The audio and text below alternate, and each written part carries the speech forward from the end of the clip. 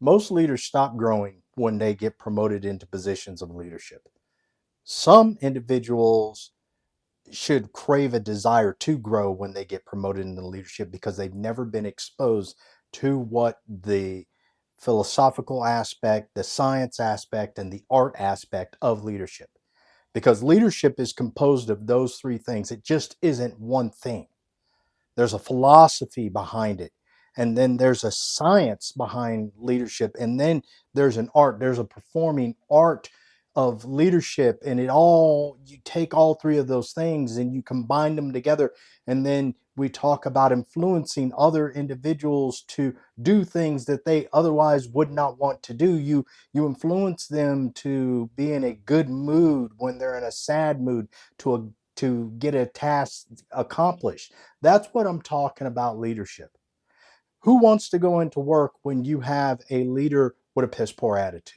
Or maybe you have a leader that doesn't ever show up to work and they demand everything that happened earlier in the day for them to be briefed back on what is currently going on that's really not important to them. These are patterns that I see all the time. And what it does is it causes chaos inside of your organization.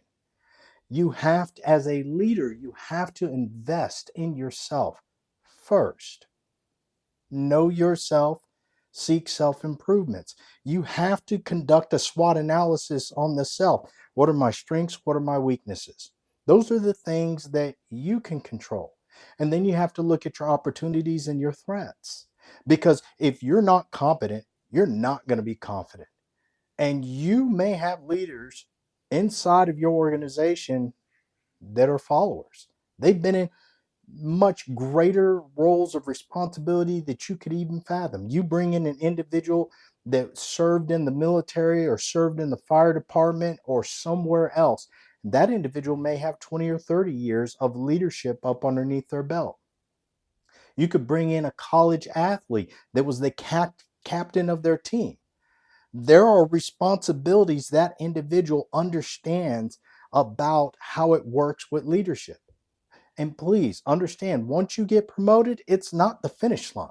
So when we talk about understanding the philosophy and the science and the art behind leadership, that doesn't mean that you have to stay in the weeds to what everybody else is doing. You do have to have a basic understanding of how operation management is going on inside of your organization to ensure that your organizational behaviors and your operation management systems are producing quality products and services. That is so important when we talk about the mastery of the know, the mastery of the knowledge, to be technically proficient.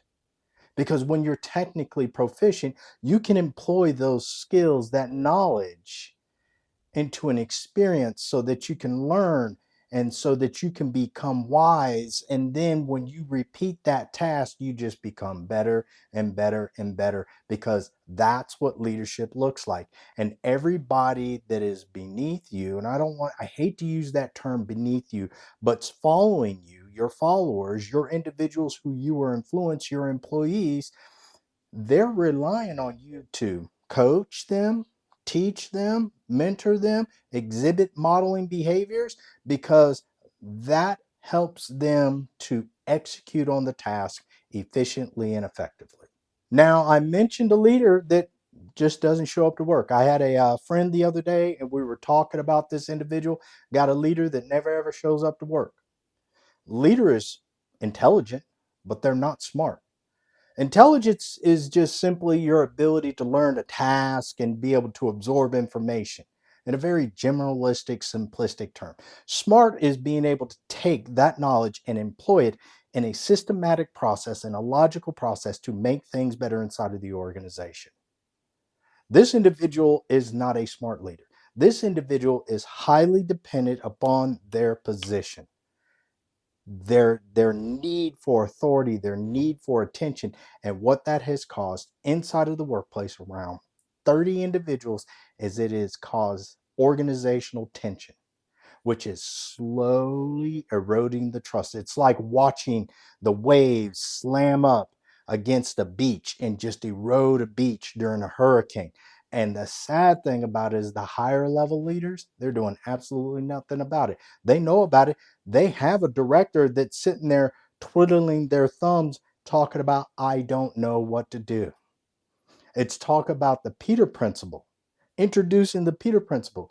You hire a level beyond their level of competency because they're liked or either they're nice.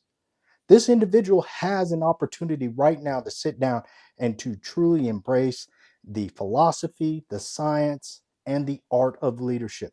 But they have to know themselves first and they have to seek self improvement because they are continually making the wrong decisions based upon false confidence. Key aspect is the know within that leadership model, that know be do. It's not optional. You have to have the knowledge, the skills, the abilities, and the other competencies to influence other individuals to become great, because real leaders develop and create and help grow leaders. That's what they do. They pass on their legacy to those individuals, and those individuals now have the responsibility to become better leaders. What's one domain of your leadership trait, toolbox, whatever you want to call it, that has gotten stale? Where have you stagnated at? And what are you going to do about it? Tell me about it in the comments below. Follow along on Monday, Wednesday, and Friday, because Monday, it's all about the know, the technical knowledge. Wednesday is all about the be, that personality. Who are you? And Friday is all about execution, that do, because people are watching you. You're in a fishbowl. You accepted the roles and responsibilities of a leader. So let's see what you can make.